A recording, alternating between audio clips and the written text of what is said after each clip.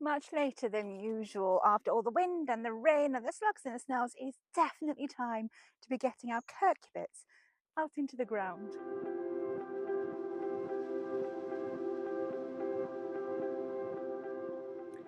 This year for fruit growers and veg growers has been particularly trying, as well as other gardeners, of course, because of the amounts of wind and rain and storms, and obviously also our snails and slugs. Now, I would normally be planting out my squashes a lot earlier than this, but we've just had to throw that rule book out of the window this year and just go with what our plants are actually telling us. Now, I actually sowed a lot of my squashes very early on in the year, and they would normally be out in the ground by now, but I've been very cautious, and they've been sort of shielded in the greenhouse. Now, I haven't had a snail and slug problem outside, touch wood. However, I have had it inside the greenhouse.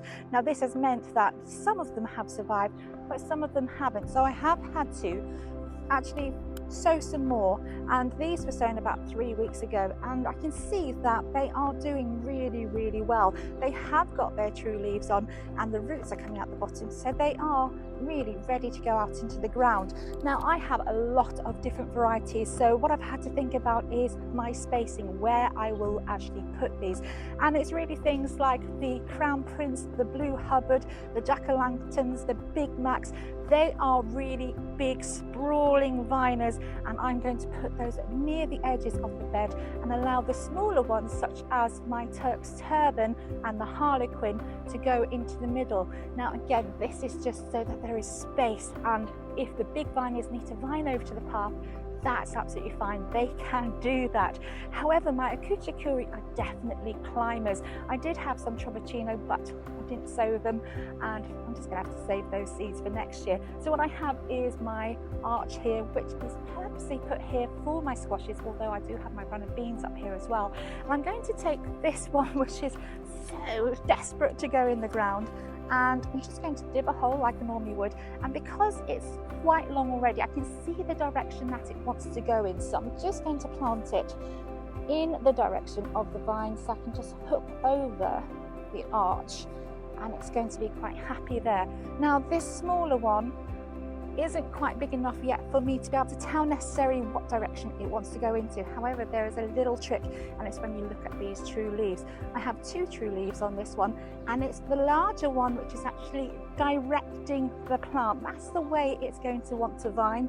So again, just dibbing a hole into the ground, getting all those beautiful roots, and I'm just going to direct that larger true leaf towards my climbing frame, so when I get more growth, it will be ready to start to climb.